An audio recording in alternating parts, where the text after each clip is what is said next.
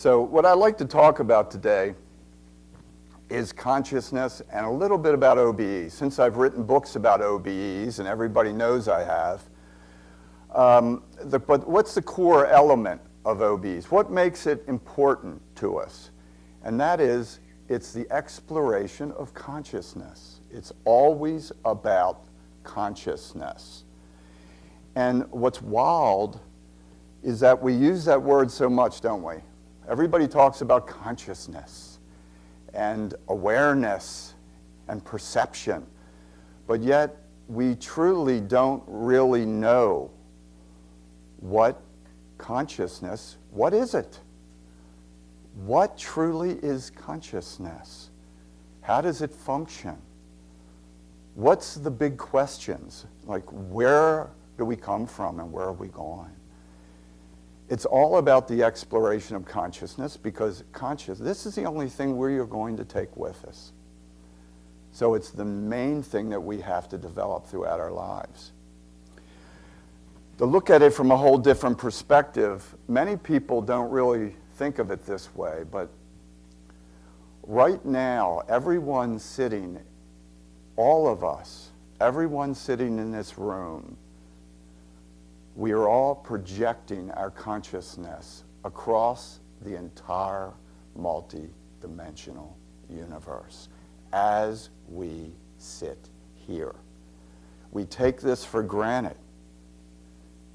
We are not physical beings. We're not astral beings. We're not beings of thought. We exist far beyond these constructs and these vehicles of consciousness. So all of us, this very moment, is projecting our consciousness into a biological vehicle. And we're using these biological vehicles to explore, to experience the physical world for a very limited period of time. Yet we take it for granted. You know, the biggest problem that we face, of course, is that we identify with our biological bodies to the point where out of 7.2 billion people on the planet, the vast majority actually believe that we are these bipedal humanoid forms. Matter of fact, one of the first things I learned, I started having my out-of-body experiences in '72. Self-initiated. It's a mind blower. Opened me up completely. And every time you have one, it opened me up even further. And one of the things I quickly learned is that everything that I had ever learned throughout my entire life was flawed to the point of false. Everything. All the beliefs, all the theories, almost everything was flawed. Think about this. Even the very basis of our society. What is the basis of our entire civilization? And that is that we're human beings. Isn't that the true basis? We're physical human beings. And our societies throughout time have been built on this premise. But what I quickly discovered back in even the early 70s is that I'm not a human being. You are not a human being. A human, this is a temporary biological vehicle of consciousness we are using that is needed to explore, experience the physical world. Here's what's wild. We have another energy body on every level of the universe. Right now, you are existing. You are operating. You are absolutely functional, fully functional in many different dimensions because they're all interrelated. When you have a thought, you're experiencing the thought dimensions. When you have an emotion, what are you doing? You're feeling your emotional body, which is the astral body, as many people call it. So We exist in multiple dimensions, but we're focused on the physical right now.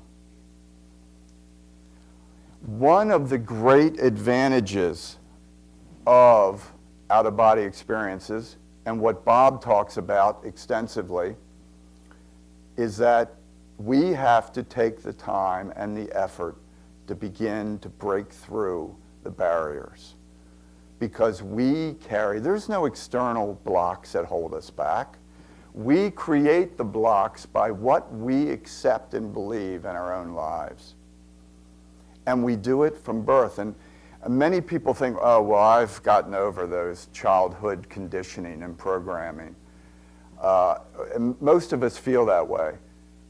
But in actuality, we carry it with us. Because consciousness, we carry these things with us.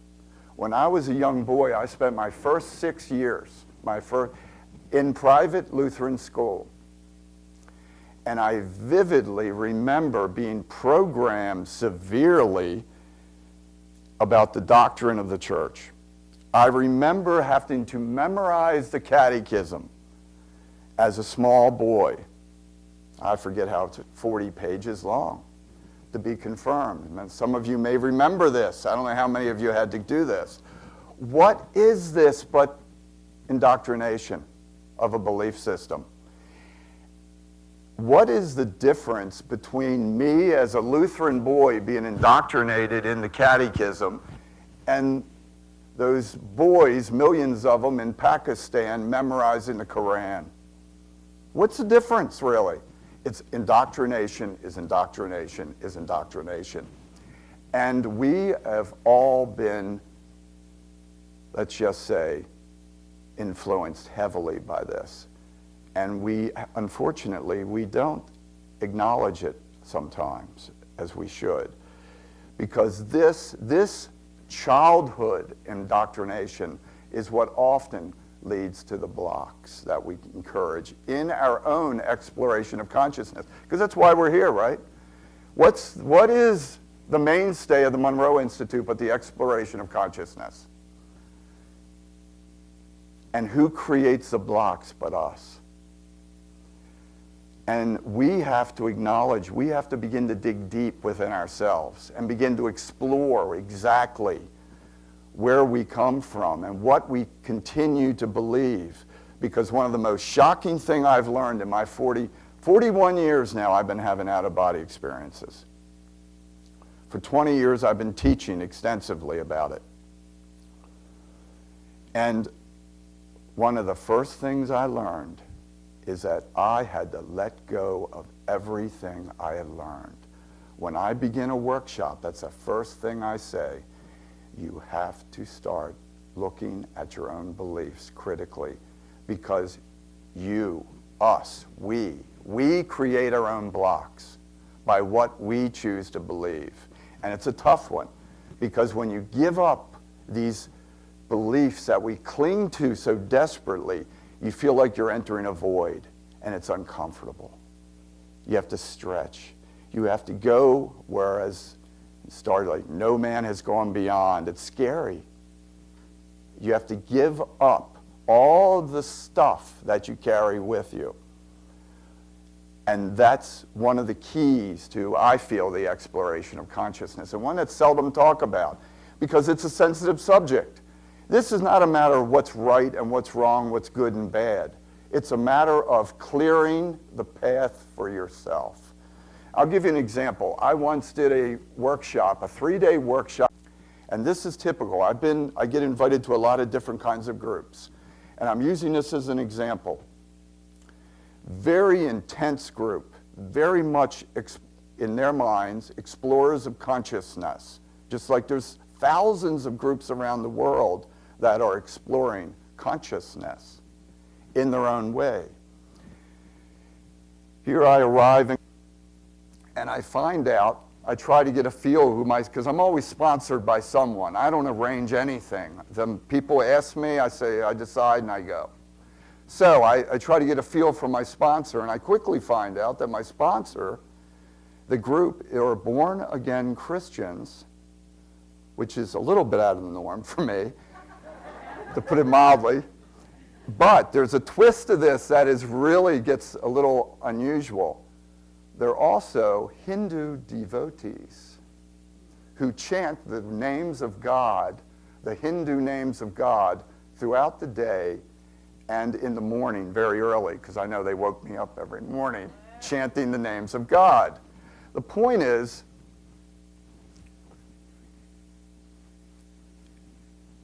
instead of letting things go and starting fresh, what do many groups and people do? They've built upon an established belief system, which is, of course, Christianity. They've added, of course, and this is not a negativism. I just want to bring out, this is what I have witnessed in my travels time and time again. This is a little more extreme example. And then they've added Hinduism to their Christianity. And it was a beautiful merge, surprisingly. It's a beautiful merge. The chanting was beautiful. The point is that as many of groups and individuals are exploring consciousness, they fail to see that they are exploring consciousness in a box. They have created their own box. Some boxes are much bigger than others. Some boxes are much smaller. And they're exploring within their box, and they think they're open-minded. I run into this everywhere I go. Everybody seems to be exploring within their own self-made box. If we truly, if all of us wish to be true explorers of consciousness, we have to make a concerted effort to destroy that box. Every belief is a wall. Every belief that you hold, I don't care how endearing it may be, I don't know how old it may be, it doesn't matter. If it's man-made, it's flawed. It's that simple. Anything man-made is flawed. I've never seen an exception. Now, and people love it. A lot of people hate when I say that, of course. And I say it a lot. And people take it as a challenge. It's not meant as a challenge. It's just meant as an observational fact. The biggest, in my 40 years and 20 years of traveling and doing workshops, doing conferences, this has been the number one issue I see. I see it when I spoke at UFO conferences. They have their own philosophies. They have their own paradigm they've created. They've, in a sense, their own religion. And when I spoke, I presented my evidence about the true meaning of abduction phenomena. The room went aghast. 2,000 people, by the way, shocked, just shocked of my presentation, hour-and-a-half presentation on how alien abduction could be, logically, potentially, an out-of-body experience. I'm not going to go into all the details of that. I write about it. It's a chapter in Secret of the Soul. But it's become another religion. They have high priests darn near, and it continues. Same speakers every year present the same things. The point is that that's another box. And we have to be so on guard, I think, in our own state of consciousness. We have to be brutal on ourselves. We have to examine ourselves all the time. Don't take anything for granted. Don't assume anything. You have to be able to ask the tough questions of yourself and ask them all the time. Because often, what's become the new religion? Quantum physics. Oh yes, I've also been to those conferences. Unbelievable. Superstring theory, the new religion of the enlightened and the educated. You would not believe if you try to, in any way, shape, or form, go to a conference on this subject and bring up another subject. That is, in any way, let's just say, not in their philosophy, oh my God, you're attacked. The point is, that's the new religion now. It's hip. Everything is strings. Strings. And of course, there's 13 dimensions, sometimes 4. I've been to conferences where they debate the number of the number of dimensions. They will literally debate the dimensions. How many? 12, 13, 14, and they'll get heated discussions, I've seen. Heated discussions. No, you're wrong. It's 12 dimensions. This theory proves it. My point is, what's the core issue here? They're so obsessed with matter, they have to create tiny vibrating strings, for God's sake. They can't let go of the paradigm that, oh my God, maybe reality's not form-based. So they're stuck into this rut. And this is some of the most intellectual people in the entire world. Huge conferences on this subject. And they get up and micro-manage the size of their strings, so to speak. Yes. It's no one, you think out of the box on this subject and you're just a heathen. What's the difference between this and a religion? What is the difference? It's just a new, more mental, intellectual way to examine the universe. The core issue is there's still this obsession with form and matter as the center point. You know, one of the first things I learned back in 1972 when I had my first out-of-body experience? Well, I learned a lot of things then. But the first thing I learned was, my God, the physical world is not the center of reality. Matter of fact, and I learned quickly, the physical world is not even, it's this thin epidermis layer of the universe. It's minute compared to the other dimensions. It's hard for me to even get across to you how small, and the physical universe looks so vast to us. But in relationship to the other dimensions, this is a tiny, tiny, tiny. I use the analogy in my workshop. I sometimes will point to these beams. The carpet is the physical world. The rest of these beams, the extent of it, when we die, we move in this much into the universe. We're moving in a 1/4 inch into the universe at our death as we move into the astral. That is how vast it is. It's beyond our conception. All of these metaphysical theories of 7 dimensions, and there's 7 cute little dimensions within these 7 dimensions, that is bull. Bull. We have no idea how many dimensions there are. And I have found that it's expanding because of thought. Every dimension becomes larger and larger because thought creates reality. So the dimensions, the size of them, it's always growing. It's always expanding. The point is, don't allow yourself to get caught up in these belief systems. I don't care whether it's a religious belief system, a metaphysical belief system, or a scientific belief system. They're all flawed. Seriously flawed. Sometimes I use more harsh language than that. But I'm trying to scale back a little bit. We have to be so on guard to what we believe, because we are the ones throwing out the anchors to our consciousness. Every single belief. If you believe that you're a physical human being, you have thrown out a huge anchor, because not only we are not physical, we are not human.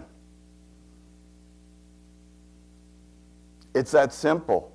There's no doubt of this. We are no more human than we are flower or bee or rock. It's that simple. We are non-physical. It's amazing what we are. We're magnificent beings. Magnificent beings. And we're powerful beings. We have extended our consciousness through every level of the universe to be sitting here. Think of it. We exist on every level of the universe.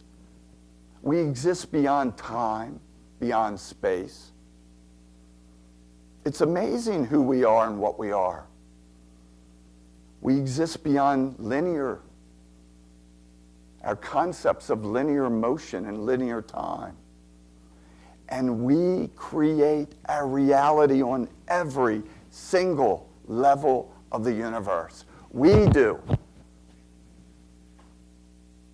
We choose. It's our decisions. It's our actions. We create it all. But we have to own that. And a lot of people have a difficult time owning that. They have a very difficult time. They feel disempowered by their governments, by their religions, by their upbringing. Let's face it, many of us were brought up in a very fear-based environment. Fear of God, fear of damnation, fear of sin, weren't we? I was.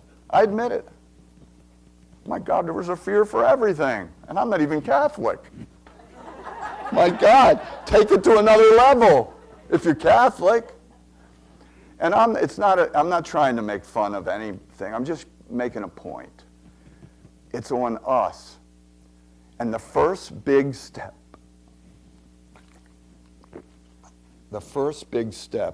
is to begin to start to really take a hard look at yourself. Ask the tough questions.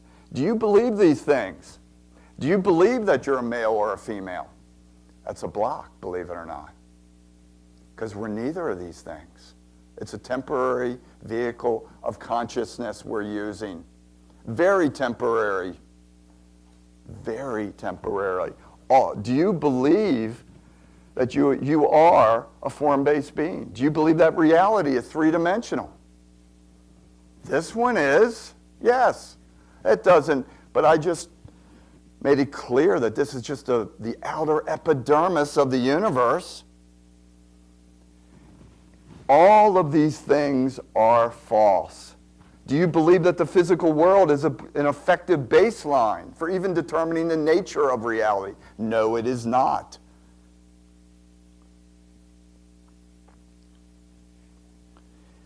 These are important questions. Once you realize, and I realize this through personal experiences, because most people, even when they have out-of-body experiences, guess what? We take our stuff with us. We take all of our stuff with us. If you believe that you are a female, a human female, guess what you will look like in the out-of-body state? A human female. But why? Because you have identified with that form. That's why once I realized that I let go of this as being me, I stopped being human. Matter of fact, my arms and legs would begin to dissolve away.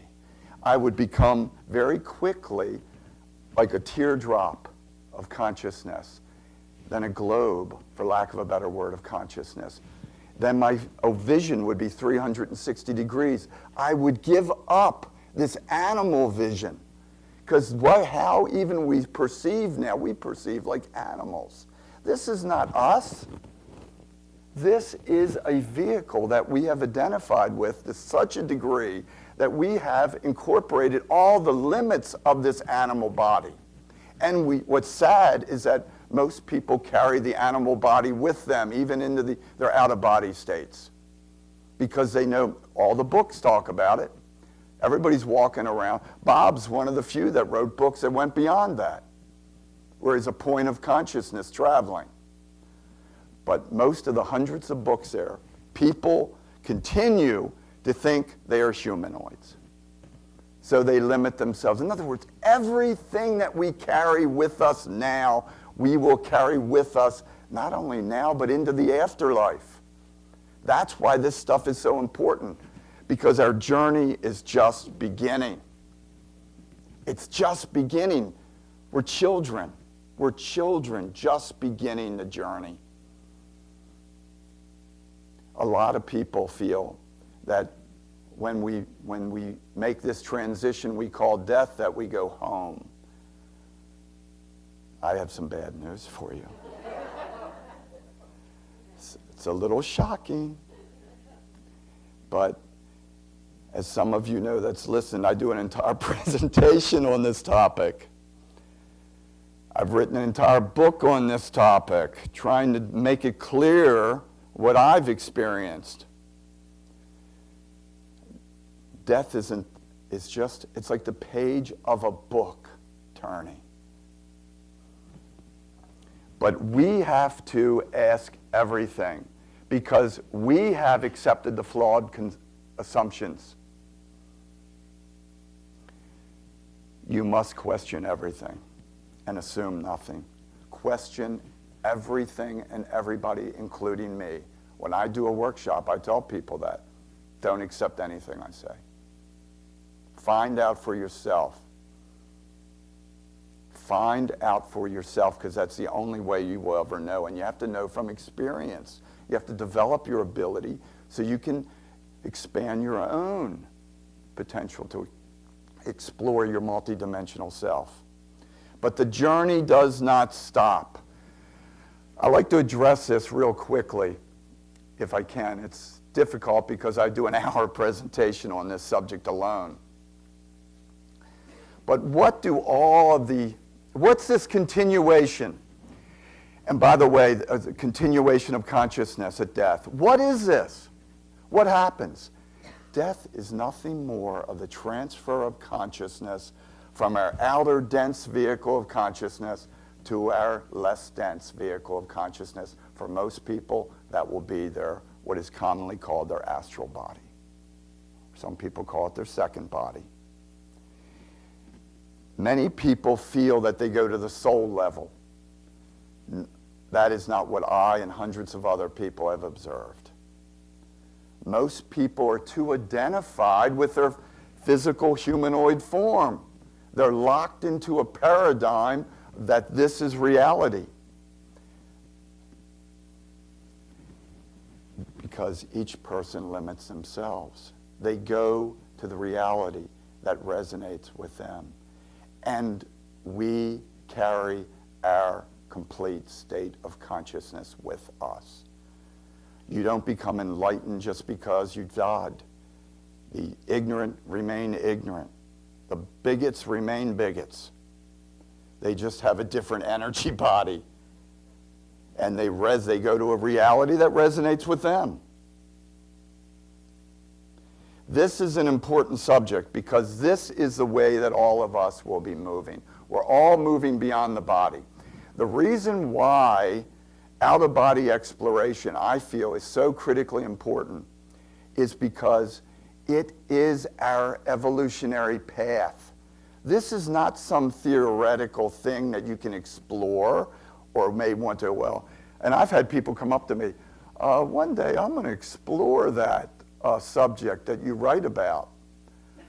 Oh, that's interesting. I like to see you escape it. I like to see you avoid it. This is not some, I think I'm going to check out the out-of-body state, and maybe I'll find it interesting. I don't even understand that. Our evolutionary cycle is one. We're moving inward. We're exploring. We're moving always to a higher vibrational level. The real purpose, I feel, the necessity for learning about this is because it's who we are. It's what we are. We are on a journey of consciousness inward to different vibrational levels. And until we master that ability, we will always be, prisoners of our own self-conception. Most people at death, I have found, go to the lower or middle astral plane. And These are beautiful areas, many of them. I'm not talking about some nasty place. We're talking about beautiful areas. But people can only conceive of what they have experienced and what they're comfortable with. We go to what resonates with us. If you have identified yourself as a woman, you will continue to be a woman on the astral plane. You will continue to have the same limits because that is the limits that you have accepted for yourself. What I found shocking was, and I still find shocking, often when I have experiences beyond the body, I find that the dead essentially come up to me and ask me, how can I fly? How can I do this? They can't. How can I walk through walls when they can't? How can I, in other words, why are they limited? Because of their self-conception. Because they have bought into the limitations that they have accepted while they were still in the body, and they carry that with them. Just like we carry all of our limits with us. All of us. This applies to me as well. This is why it's so important for us to address our own stuff. Make a list. Make a list and check it. Really explore, what do you accept and believe about yourself? Because it's all you, we all, each of us have created a box around us. One of the great things about out-of-body exploration is that it is one way to blow out the walls of a box. It's one way. It's not the only way. You can do it through meditation. You can do it. The point is, it's one powerful way to blow it out because you suddenly realize, oh my God, not only am I not a physical being, but I'm not a humanoid either. And then other things come to you. Oh my God, I don't need form. I'm more than thought. I'm more than emotion. Think of it. And we have to get over this, let's just say, paradigm that, let's just say, the philosopher Descartes made this famous comment that I think, therefore I am. It's one of the greatest flaws because we are not who we think. Our thoughts are not us. One of the things I suddenly realized that I am not my thoughts. My thoughts are a vehicle, another vehicle. My energy, my mental body is a vehicle of my conscious awareness. It's a much more refined vehicle than the astral, of course, but it's still just a vehicle. So we have to always be on guard. We always have to be looking at how we perceive ourselves in the world, because this is so important to our entire future. Because there's no escaping the fact that all of us are going to have an out-of-body experience. There's no escaping it. We're all going to move into this other vibrational world. Are we going to do it with an enlightened, let's just say, perception of ourselves? Are we going to cast off all the anchors and the walls that we have created? Or are we going to be like the vast majority of humanity that carries all of their stuff with them? There are endless churches on the astral plane. There's endless mosques on the astral plane. The beliefs continue. Wouldn't you think people would go, well, this is different? There's my body. I think I'll maybe latch on to something new here. People have a tendency to stay with what they're comfortable with. I was shocked when I'm speaking from personal experience, and I write about this in my new book. I was shocked when I discovered preachers still doing these sermons. Hellfire and damnation, damn near. You would think, no, Bill, come on, that can't exist. That can't exist. People would be smarter. They would be more, no, why would they be? Think of it, why would they? Do you think that someone that's been indoctrinated by the Taliban are going to change just because they die? Why would they change? They've moved into another belief system territory, which Bob Monroe called them territories. I also call them territories or consensus realities. There are countless consensus realities, and that's where people go at death. They go to the reality that resonates with them. And they're often much like this, but they're nicer. Many people feel, and what gets me, and I still am blown away by this, they think they're in heaven. There's no death. There's no disease. There's no starvation. There's no wars. It's so much nicer than the physical world. The physical world's a tough place. We all know this. Physical world's a challenge, isn't it? We have to deal with a lot of stuff here. It's dense. There's all kinds of things that we have to be concerned with. Once you get to the astral, man, it's a piece of cake. It's wonderful. I was shocked by the number of people that were living very mundane lives. And I'm talking about many different consensus realities that I've personally have explored and others have explored. And I was totally shocked by them, how mundane they were.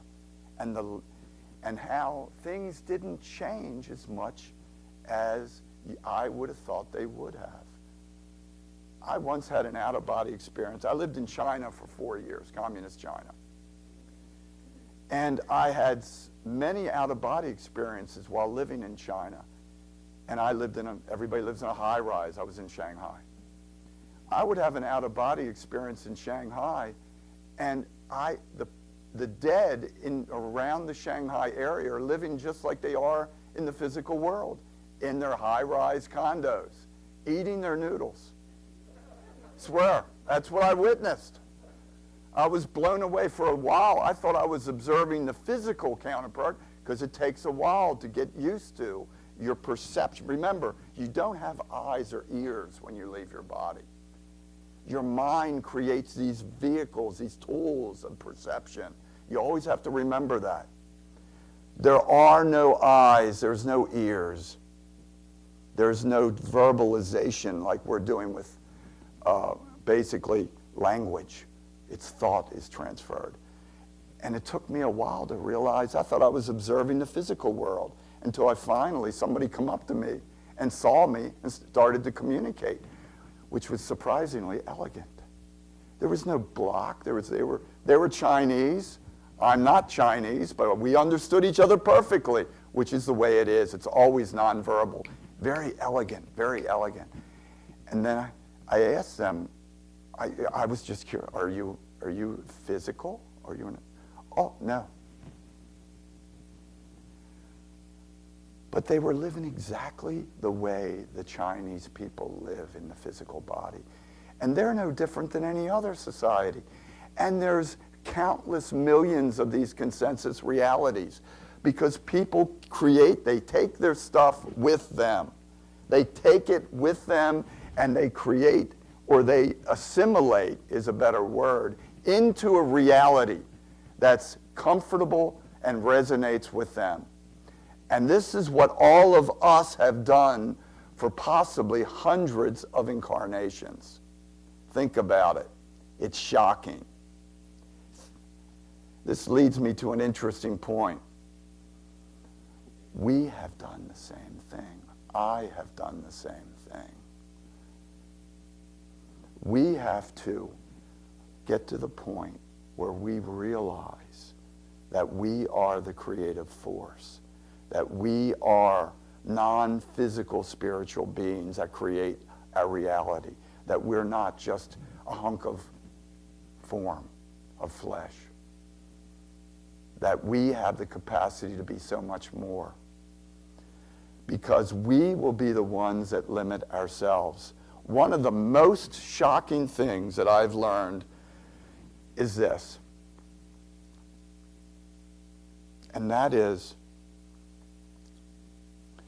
that this billions of people in all their religions, instead of going to paradise, what they've generally encountered is a mundane reality, a step up from what they experienced in the physical world. It goes against everything I was taught as a child. Everything I was taught as a child. But look at it this way. No one has done this to these billions and billions of people. They've done it to themselves by their own self-conception.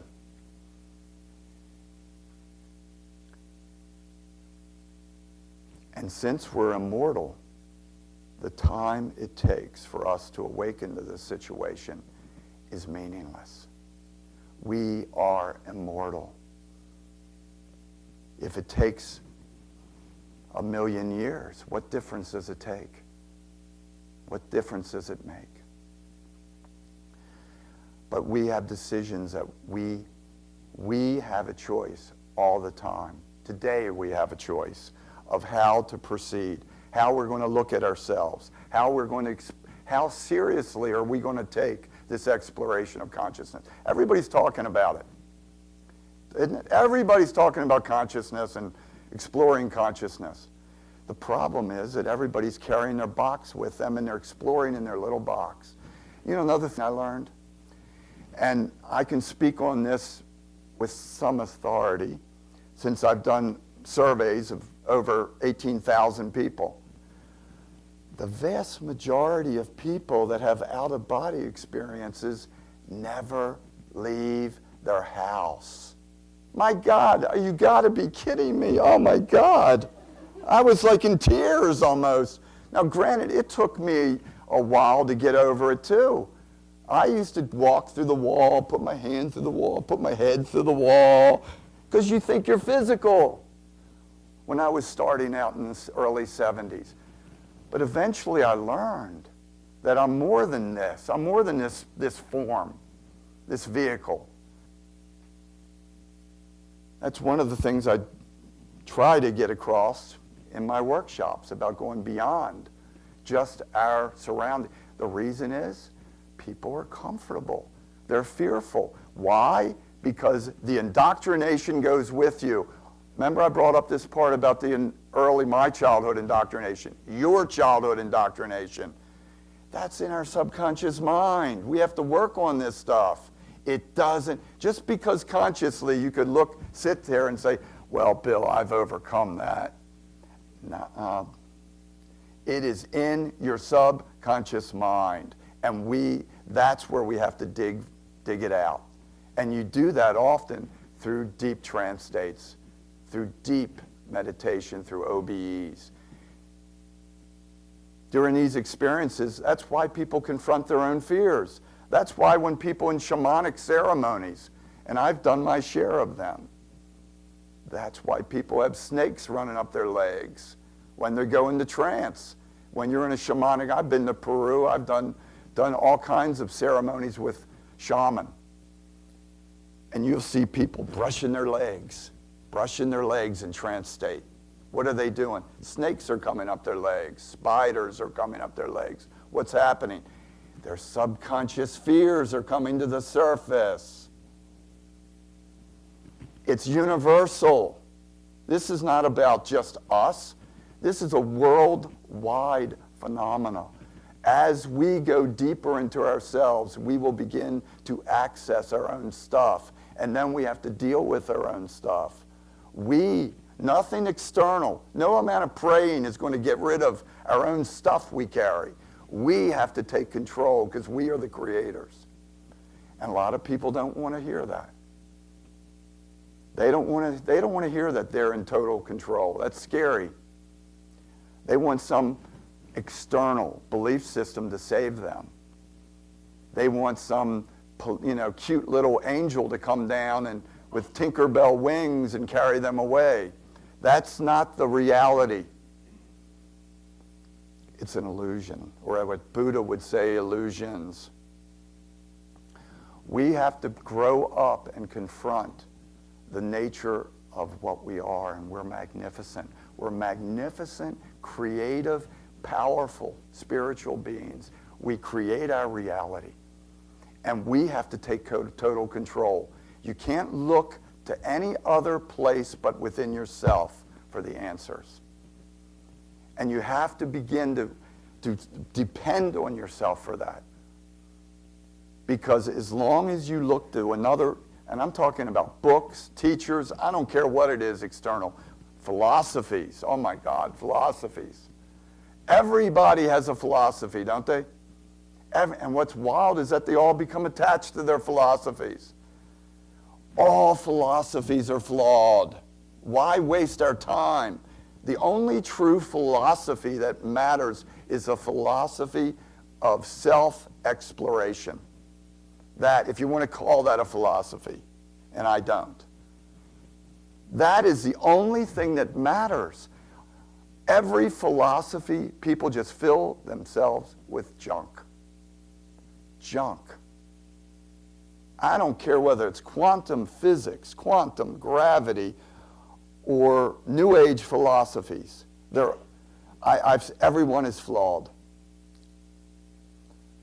We have to become mature explorers, and get over this dependence on all philosophies, anything man-made, including what I write. Because what I'm looking at it from my perspective. I wrote an entire book about the afterlife. I think it's cutting edge. I think it's mind-blowing. But it all depends. But still, it's based on my state of consciousness. We have to get to the point where we take the training wheels off. We really do. We have to get to the point where we grow up and become explorers of consciousness for ourselves and really take it seriously. This is what I get. This is what I hear a lot in my travels. And at the beginning of the workshop, I always have everyone speak. I generally have 24 people here in a workshop. And I always ask, where are you from? And I get a lot of feedback from people. And I'm always amazed at the feedback I get. This is typical of some of it. Well, I really want to have an out-of-body experience. I drove here for 18 hours. I've heard this several times, by the way. Why did you drive for 18 hours? And of course, they say they're exhausted. Because I'm afraid to fly. Think of this. Is this insane? You have no idea how many times I've heard things like this. I'm afraid to fly on a plane, but I'm going to an out-of-body exploration intensive, and which my class is intensive, at the Monroe Institute. Okay. You know, what do you say? What do you say to people when you hear stuff like that? You're carrying your crap with you. My God, a pigeon would have a better chance in my workshop. At least they can have wings, you know, they'll take off the ground. I mean, let's face it. That's what I mean about bringing your stuff with you. And we're all doing it. We have to really examine ourselves because this stuff runs deep. And we have to do it constantly. I try every few days to purge myself of anything I may have brought. And I consider it purging. Anything. Because we have a tendency, you read something and it resonates with you and you kind of internalize it. And you know what I mean? Because we're doing this all the time, aren't we? We're all book readers. I hope you are, as an author. But we internalize this stuff. The problem is, then we create our own paradigm. Here's another one I see commonly. And it's, and I get this a lot. Well, I'm a recovering Catholic, And I'm not, that's the term I hear. And now I'm a Buddhist. I made the great leap from being a Catholic to a Buddhist, or whatever it may be. Whatever, it could be anything. Hindu, it doesn't matter. Transcendental yoga, it doesn't matter. So, and often I just have to, bite my tongue, because as Patty and Penny knows, I have a tendency to be blunt sometimes, just a tad blunt. So I try to hold back, and I do most of the time. But I see this all the time. It's like purging one belief system and taking on another is not necessarily progress. We forget that sometimes. We have in our mind, oh, I have progressed. I am so darn spiritual. Oh my God, those poor suckers over there, they don't know what's going on. I have really progressed. I used to believe this, and that hellfire stuff. I am like up here. No more incarnations for me, because I believe this. I am enlightened. I'm on the path to righteousness or whatever. It's self-deception. A man-made belief system is a man-made belief system. The only path that exists, the path is not about accepting beliefs. The path is about letting go of all that crap, cutting the anchors of beliefs and theories and philosophies, and then taking off. Cut it all loose. Go into that void. The void is a wonderful place. It's not a horrible place like many books even say, oh, the void. The void is a wonderful place. But we have to have the courage, the guts to cut loose this crap that we carry with us of these hundreds of belief systems.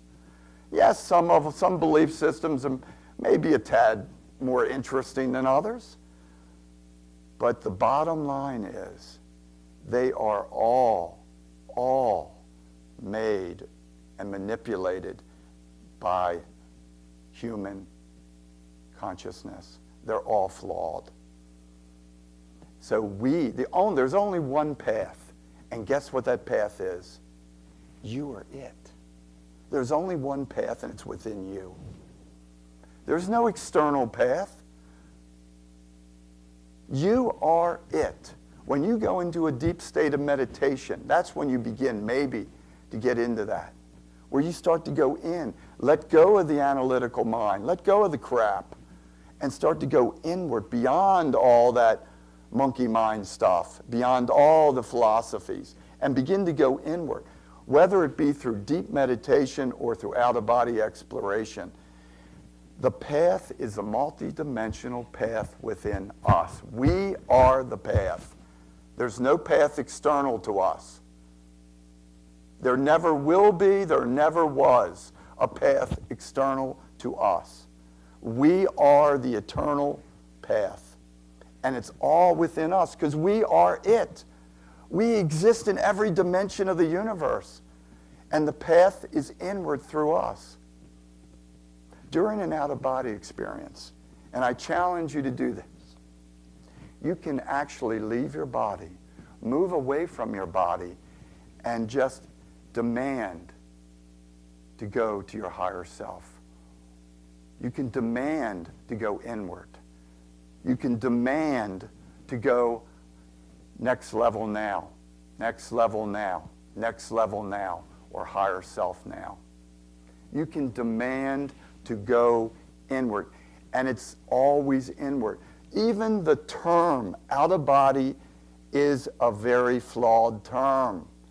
There is no out of body, so per se. It feels like that, but truly what we're doing in an out of body experience, we're actually transferring or shifting our awareness within ourselves from the outer dense vehicle to a less dense vehicle. Most people, it's their second body or their astral. It feels like you are externalizing, because you're moving. But there's no need for externalization.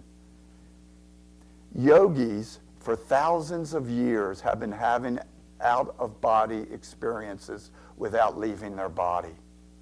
There's no need to go anywhere because we are the universe. We are a microcosm of the universe. We already exist on soul level. We already exist on the astral. We exist at every level.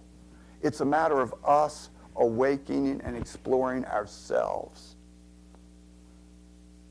But only we can do it. No one can on the outside do it for you. No one. But you have to begin to take it seriously. And I tell people this at the beginning of my workshop. This is not a plaything. I take this seriously. I have fun with it. I do. I try to have as much fun as possible in the workshops. I make light of stuff, and people know that. But I take this seriously. This is the path. This is the path that we are all on.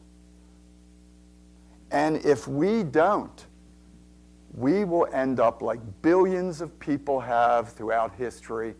They will make the great transition of death and go from the physical outer world, and they will move that far inward to a consensus reality, or territory, as Bob would say, on the astral. And they'll swear they're in heaven. When there's an entire universe of countless realities and dimensions yet there to explore and experience. But we have to open to this. We have to truly let go and become explorers of consciousness, not just readers of consciousness. And that is the leap, the great leap that we all must take. One thing I would like to mention on a little different topic, and I started talking about this earlier, and that is this whole concept of what happens at the afterlife. Because this step is so important to our evolutionary cycle, because the whole concept of us exploring inward is so important, we have to be totally aware of how to enhance our state of consciousness. What have most people done for the last 2,000 to 3,000 years at the moment of death? Think about this. This is a very important stage that many of us in our society, the whole concept and thought of death is avoided, isn't it? People don't want to think about it. They don't want to really deal with it. But yet, there's no escaping it. We have to be prepared to make the great leap. And if I may, I would give you some suggestions on how I will do it. Based on all the research out there by Moody and other near-death explorers, there are certain phenomena associated with the transition. An out-of-body experience is one. And what do they all say? At the moment of death, what happens?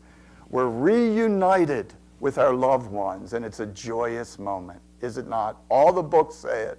All the researchers say it. Penny's over there just laughing. It's universal. This great reunion, yes, oh my God. I'm my great reunion with my loved ones. I don't know about you, but my family was a bunch of drunkards. I don't necessarily need to be united with that happy bunch. I didn't come from a family of Buddhas and Christs. I come from a family of bartenders and drunks and God knows what. That's not my evolutionary cycle. I don't need that. I want to go beyond that consensus reality of my little, let's just say it called soul group. We have that choice. We can enhance our state of consciousness at the moment of death. And I write about this extensively in the new book because I feel this is so critically important to our evolutionary cycle. It's up to us to take control, just like it's up to us to take control in an out-of-body experience. It's up to us to take control at the moment of our transition. What is an out-of-body experience but the final OBE?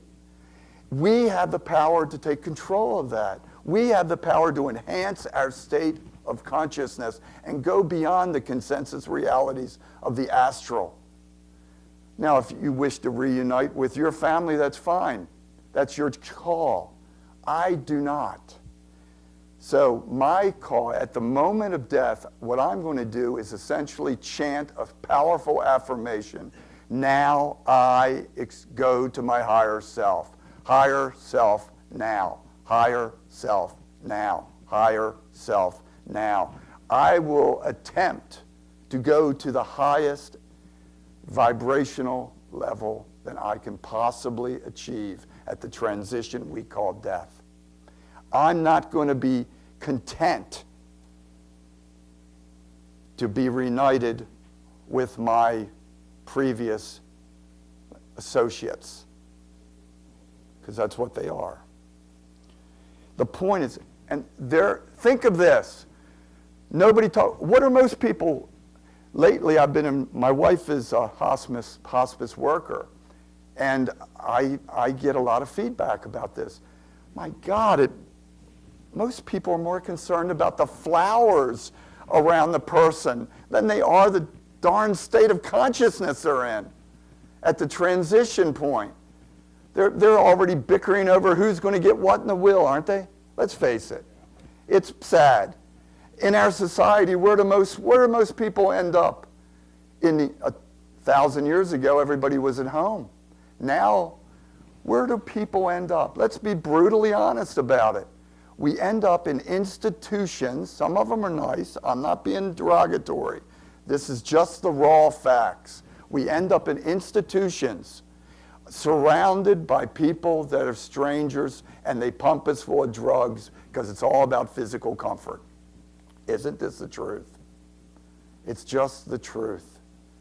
It's not a matter of right and wrong. We're not surrounded often by loved ones. Look at the difference between how the Tibetan Buddhists do this. A Tibetan monk who dies, the elder monk, let's say, is dying. How is it handled? As he is laying on his deathbed, the older monk is surrounded by his fellow monks, and they chant. They chant sometimes for days. For days they will chant. They will chant powerful phrases to enhance his state of consciousness. They essentially are chanting a Tibetan phrase that means, go to the clear light of the void, go to the clear light of the void, go to the clear light of the void.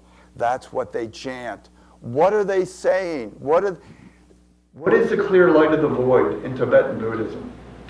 The clear light means to go beyond form. The clear light means to go beyond consensus realities, to go beyond form-based realities of the astral. The clear light is pure, in their philosophy, it's pure consciousness. You go beyond form, go beyond the astral. We have the ability to do the same. We can make a CD. In my new book, I have the whole thing for you to just dictate. And you can play it by the bedside of your loved one, or program it for yourself when the appropriate time is near. We can't depend often on our family members to do this for us. We have to take control of it. Put it in your will. This is what I want. And you could have beautiful music. You could have hemi-sync with it. Magnificent music. And overlay it with your affirmations. Now I go to the clear light of the void.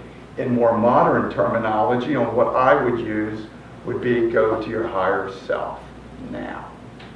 Go to your higher self now. Same means the same thing. Use terms that are meaningful and powerful for you, that will propel you beyond the astral. This isn't anything new I'm saying here. This is what the Tibetan Buddhists have been doing for thousands of years. It's been lost in our Western culture. We have the ability to impact. If I can impact my state of consciousness during an OBE, why can't I impact my state of consciousness during a final OBE? Seriously, there is no reason why I cannot.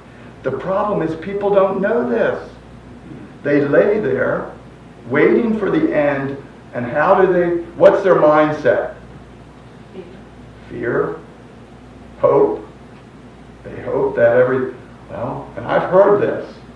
I've heard this on occasions. All of my family members have died. My mother and my father. My father was a tough guy. He killed people in World War II. But on his deathbed, he told me, I am scared to death. He was terrified of what lay next. He was afraid he'd have to pay for killing some Japanese during World War II. Follow it? Because that's what his religion told him. Wages of sin are death, blah, blah. Goes on and on. He internalized that. Most people, either subconsciously or consciously, at the moment of this important transition of consciousness, and it's all it is a transition of consciousness. It's not the end of anything. But our mindset is so critically important because our mindset will determine the reality that we experience. I can't emphasize that enough. Our mindset, our state of consciousness will determine the reality that we experience. There's no escaping it. And only we have the power to adjust that mindset, to enhance the mindset. Give this serious thought. Have your own action plan. I have mine. My wife has hers. My children has theirs. I write about this action plan. I provide an entire script for it so you can make your own. Pick your own music. Don't use somebody else's voice. Use your own. Make it powerful. Make it now. No, nothing wimpy. Now. Now. I go to my higher self. You could put 100 affirmations on a CD.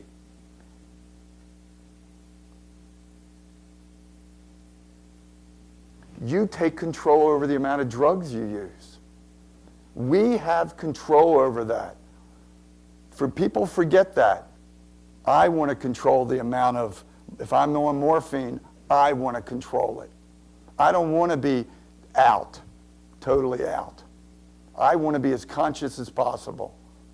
That's our choice. Now, sometimes I know this is not possible, comas, etc.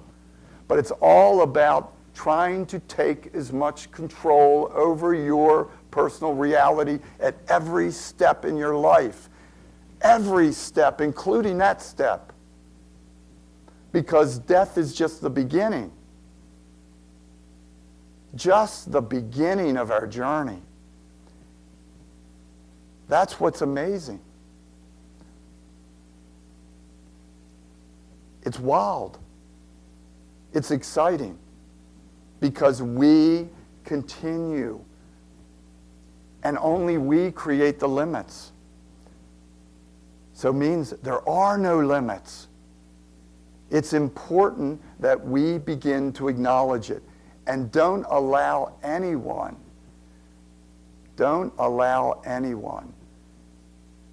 to block these transitional moments for you. Pick allies, have strong allies, instruct them on how to proceed, what exactly to do. In a sense, we have the ability to do what the Tibetans have done, except in a more modern format. We don't need to have people chanting around our bedside. We can create our own chanting, our own affirmations, and have them playing on auto repeat. We can hold and enhance our own state of consciousness through awareness now, higher self now, through our own ability to focus our state of consciousness.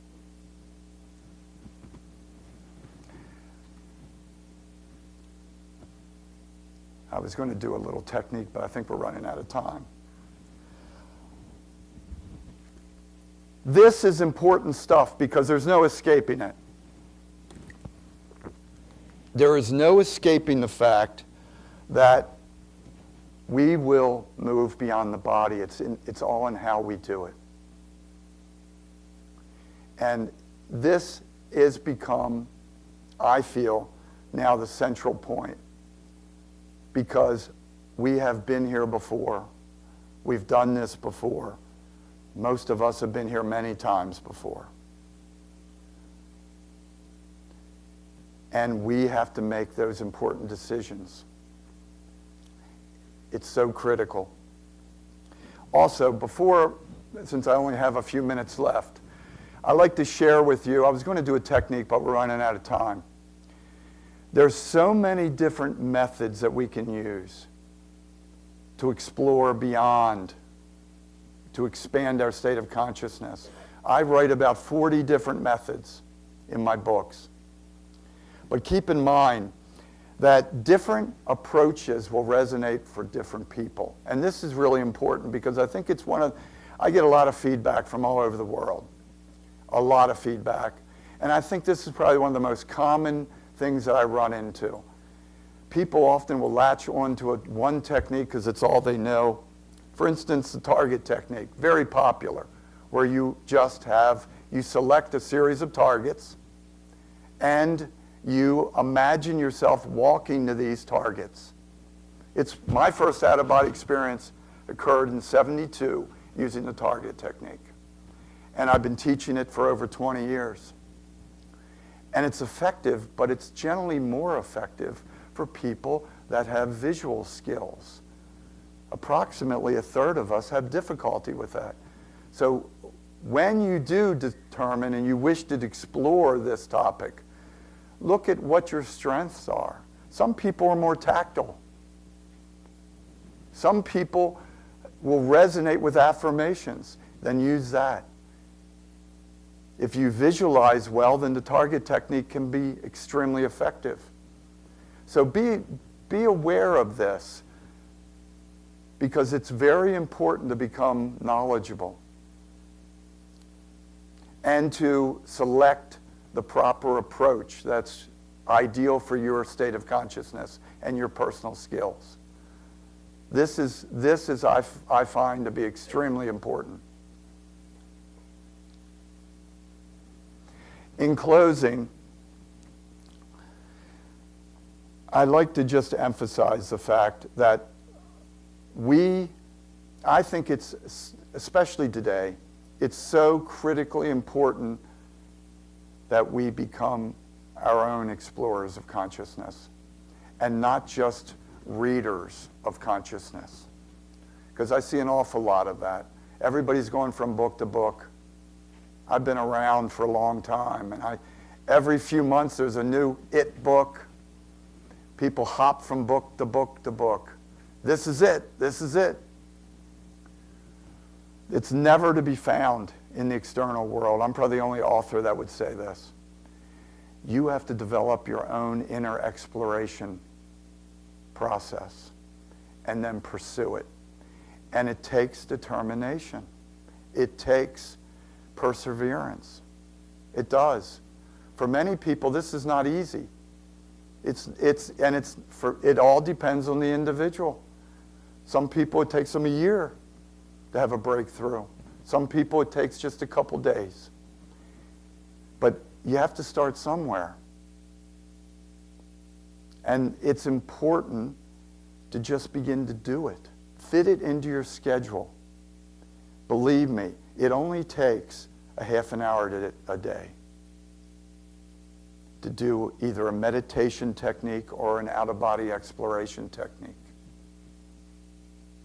These things are doable. Hundreds of thousands of people have been doing this, millions of people. But we have to take it seriously. Not just treat it, and so many people I find, they treat it like it's a little game or as a hobby. It has to become part of your lifestyle. You create an exploration area in your home, and you use it every single day because it's about reprogramming our subconscious mind. Matter of fact, the entire topic of out-of-body exploration is all about reprogramming. That's why I use hypnosis in my workshop. That's why I repeat often the same phrases when I have them down. It's about conditioning, about programming yourself to be open, to overcome all the barriers that we talked about earlier, all the blocks that we carry with us. And that's the hard part of this for many people. It's that confronting your own beliefs and philosophies and really taking a hard look at them and saying, does this serve me anymore? Does my childhood beliefs truly serve me? Is any of it truthful? Is any of it actual? Is any of it even reality? That's so important in the process. And then to begin to have the courage to let go. Let go of all this stuff. Let go of all the philosophies. Free our mind.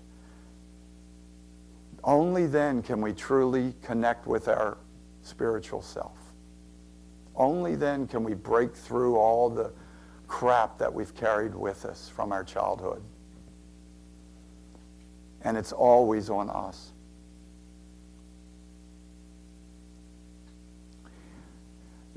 Just in closing, what I like to say, this, and nobody generally talks about, this stuff is fun. It's fun. It's exciting. Have fun with it. Bob said this, didn't he? He really did.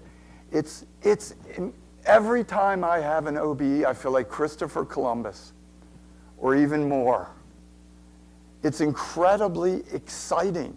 I love the vibrational state. I love paralysis because I love all the precursor to an OBE because I know it's part of my explorational process. I embrace it. I enjoy it. Sometimes I enjoy it so much I just allow those vibrations to just flow. It's wonderful. But we have to open up to be there. So have fun with it. Because I can assure you, there is nothing to fear because we're immortal.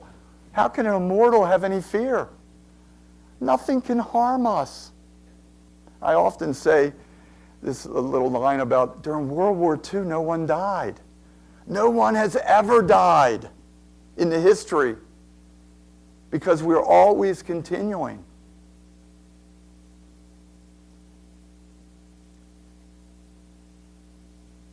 Just remember, have fun with it. Make it your daily practice. And you will see that things begin to change. Your world begins to change. As you open up, the world opens up. And things just happen. Amazing things just happen. And I'd like to thank everyone for inviting me and having me here today. It was a pleasure, and I hope all of you have an opportunity to explore this and to take it seriously and to explore the potential of it, much more beyond just the philosophy, but the actuality of it. Anyway, again, thank you all. Thank you.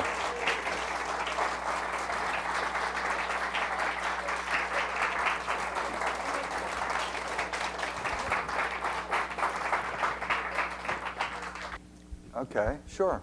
Yes. I have a question about why you call it out-of-body exploration instead of something like expanded awareness, sort of expanded or beyond the body or something, because it still to me sounds very concrete, like, oh, I'm feeling my physical self somehow shimmy out of my body. That's a good question, and I always approach this in my workshops, mostly because it's become the cultural term.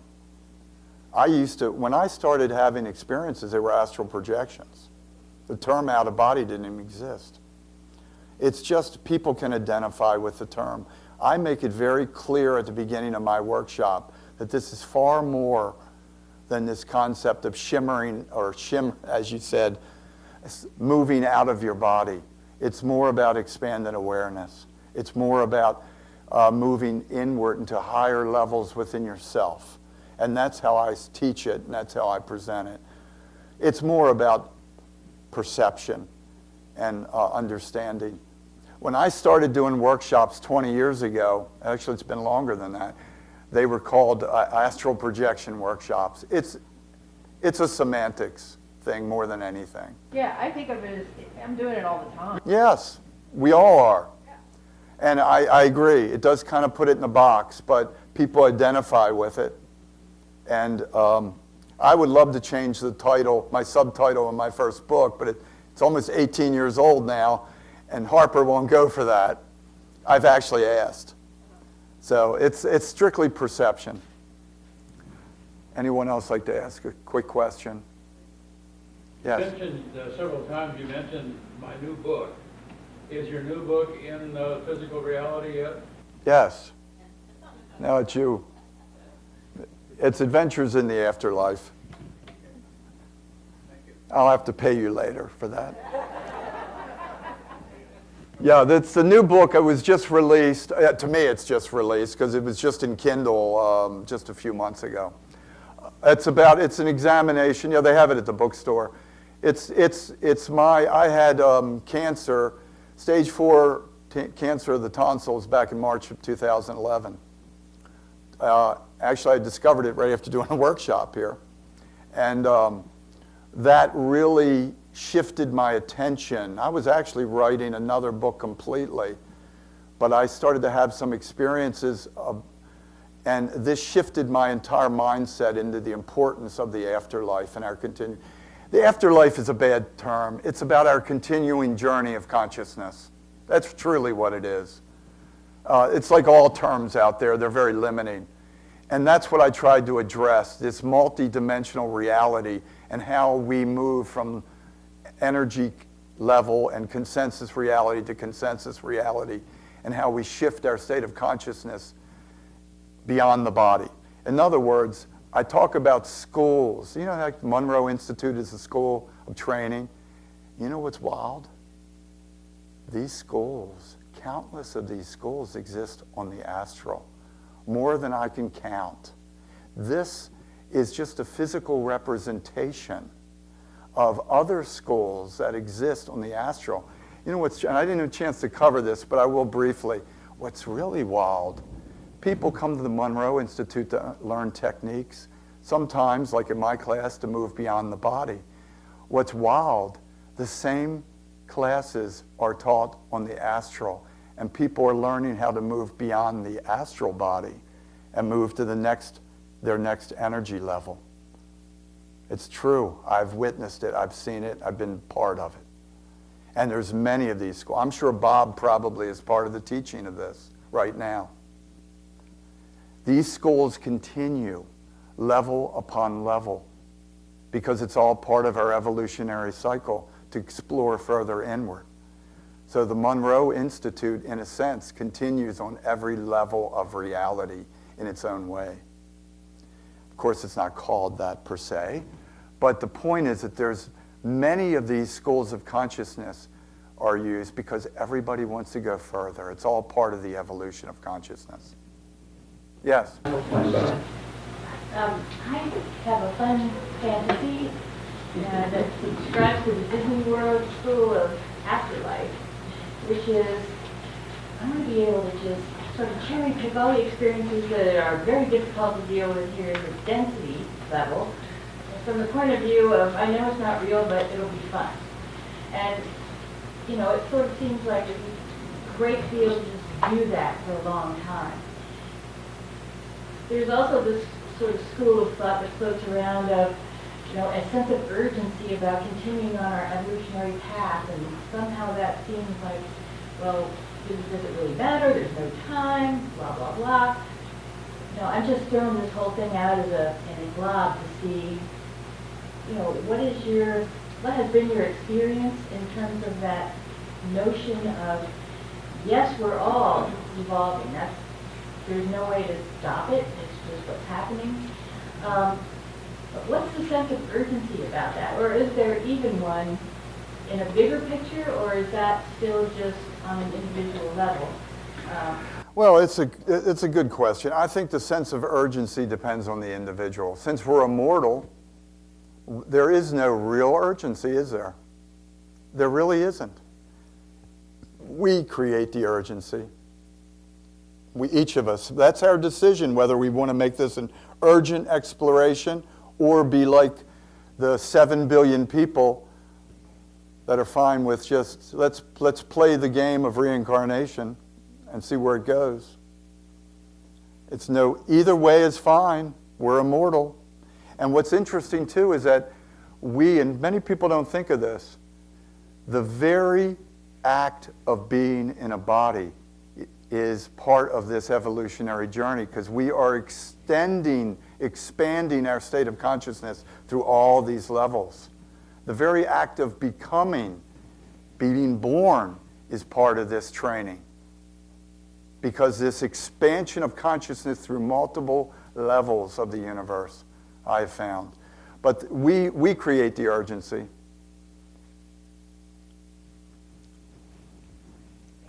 Okay, thank you. Well, I'd like to thank everyone for the invitation. In the course of my 6-day workshop here, I do, generally every evening, I do a talk on some subject. And you never know what's going to come out of my mouth. And today is no different. But the entire subject of what we do in the exploration of consciousness is just incredibly exciting. And it's wonderful from my standpoint to be part of the Monroe Institute, because I do consider it to be cutting edge. It's one of those facilities that are just very special. And I'm saying that as someone who's done workshops. I've done over 200 workshops in 4 continents. I've done them in Japan, I've done them in Caracas, everywhere. And there's no place like the Monroe Institute. And I can tell you that as someone who's probably been to almost every conference and consciousness center and workshop facility, many of them across the world. And in all my travels, I've never seen a place that just is quite like this. It's just a very effective place, very special place to explore consciousness.